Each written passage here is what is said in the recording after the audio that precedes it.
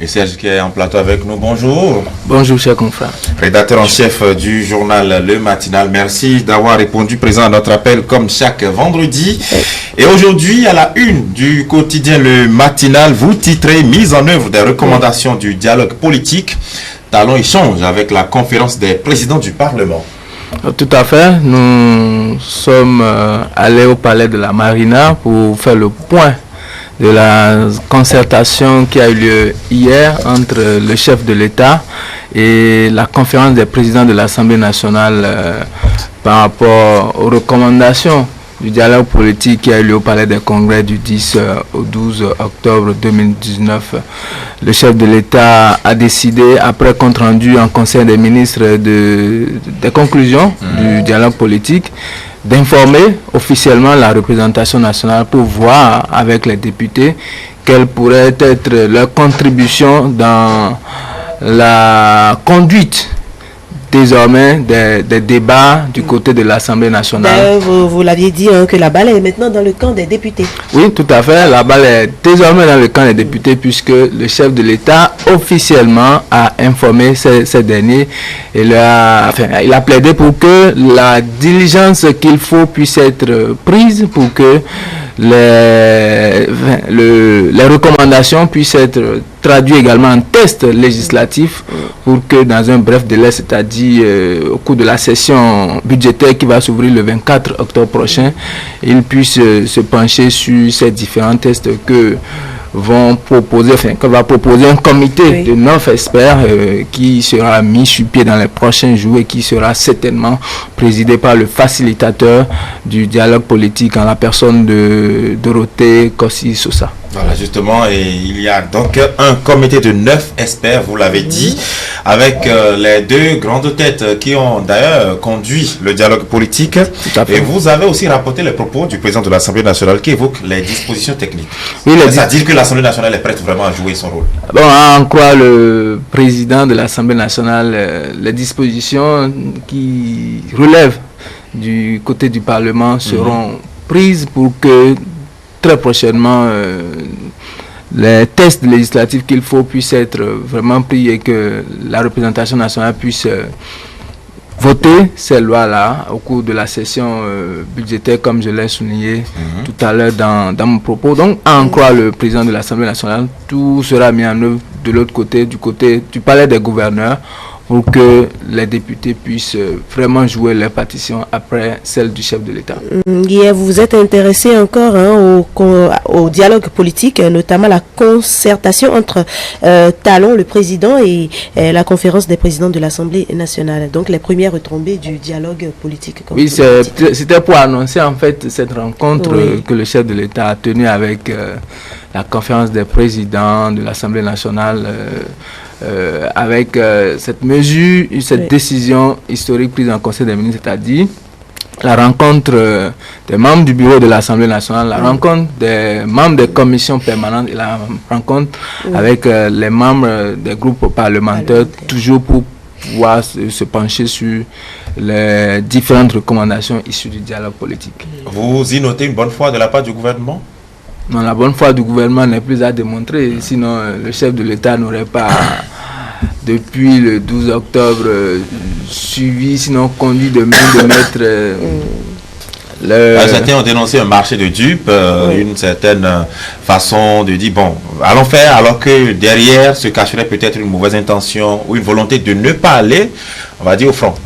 Non, je ne pense pas que le chef de l'État puisse être dans cette dynamique-là. Sinon, à quoi aurait servi tout ce temps perdu, cette énergie qui a été mise à contribution pour pouvoir peaufiner le projet de dialogue politique. Parce que dialogue politique, c'est vrai, nous l'avons constaté, nous l'avons vu du 10 au 12 octobre, mais derrière, c'est toute une préparation. Si le chef de l'État ne voulait vraiment pas de ce dialogue, s'il ne voulait pas que les acteurs politiques puissent vraiment se parler et puis connaître, afin que le climat politique puisse être décrispé, on n'en serait pas là. Certainement, si l'affaire c'est qu'il est animé de bonne volonté, et moi je voudrais que les Béninois puissent vraiment l'aider, l'accompagner dans cette bonne volonté-là pour que véritablement on puisse assister à la décrispation du climat politique. Voilà, même dans votre parution du lundi, vous avez caricaturé cette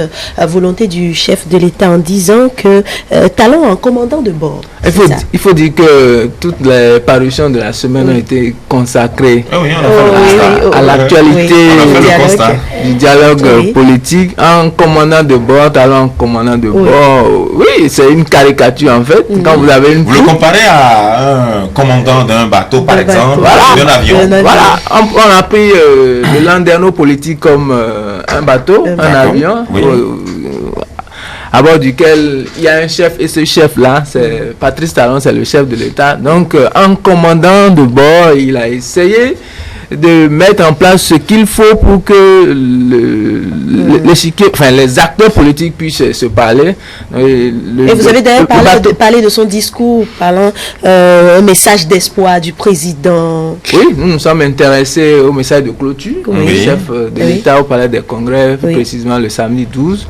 Un message dans lequel il a demandé une fois encore à la classe politique, aux députés de jouer vraiment leur partition pour que sa volonté qu'il a tant manifestée puisse se traduire en acte. Et je crois que après cette clôture-là, les faits ont donné raison au chef de l'État et en témoigne la rencontre qu'il a eue avec la conférence des présidents, et certainement dans les prochains jours, sinon dans les prochaines heures, d'autres actes seront posés également par le chef de l'État pour pouvoir traduire, prouver une fois encore qu'il est animé de bonne volonté et que les Béninois n'ont pas intérêt à ne pas lui faire confiance pour qu'on puisse... à ne pas manquer de lui faire confiance. Voilà.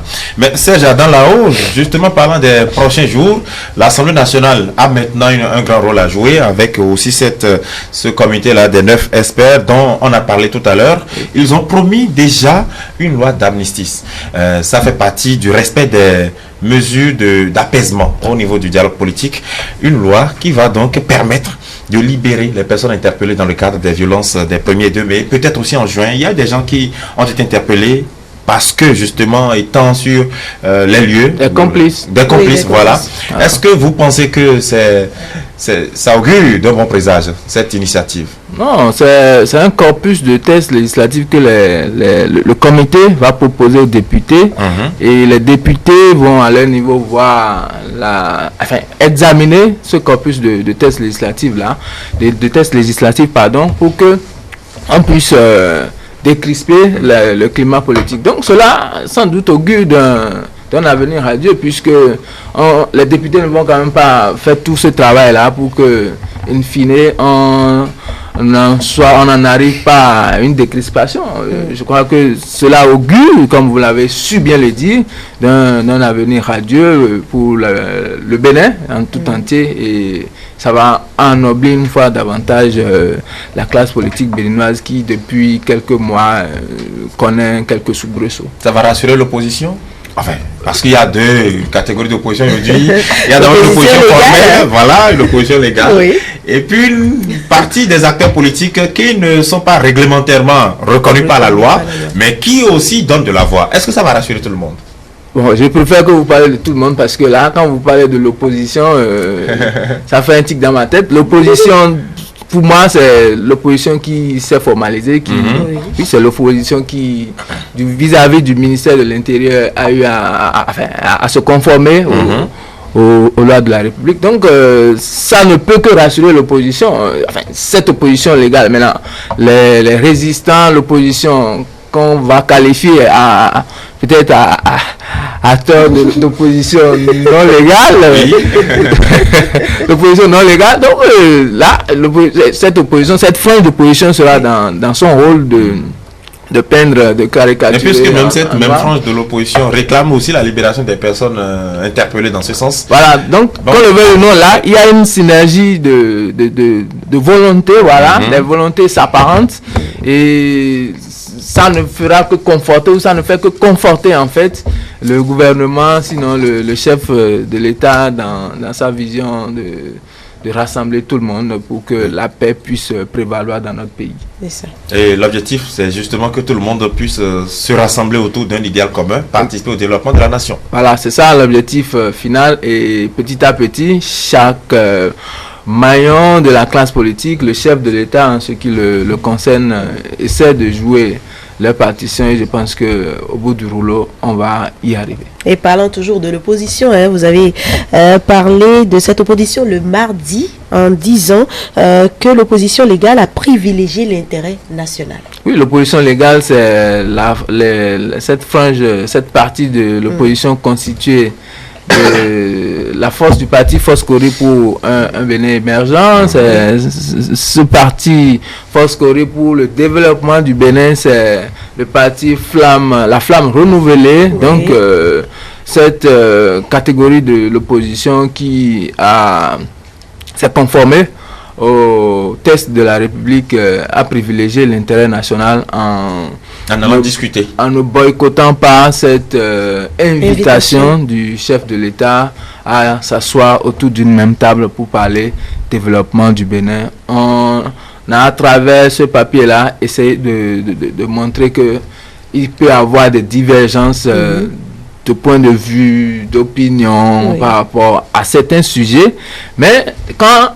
il s'agit du Bénin et quand on vous invite pour venir discuter, parler du développement de cette nation qui est chère à nous tous, il ne fallait pas manquer à l'appel du chef de l'État, et c'est ce qu'a compris l'opposition légale dont nous avons parlé dans la manchette du mardi, dans l'une des manchettes de la semaine. Bon, et l'exception qui confirme la règle, c'est votre parution du mercredi où vous êtes intéressé au Officier national des cadres aux emplois de la chaîne des dépenses publiques. Vous dites que Patrice Talon concrétise une promesse.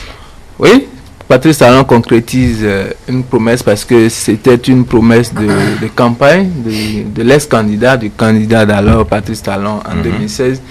Lors de ces différentes sorties, le chef de l'État est revenu à maintes reprises sur l'impact, sur la conséquence, sinon les conséquences de la politisation de l'administration.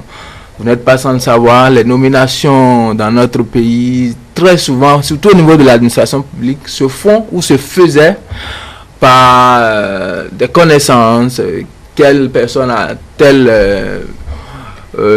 oncle, tel neveu, tel cousin qui est haut perché dans l'administration. On utilise cette passerelle-là pour se faire nommer. Le chef de l'État, conscient du fait que cette manière de procéder ne conduira pas le Bénin au développement, a décidé en 2016 de constituer une base de données des cadres.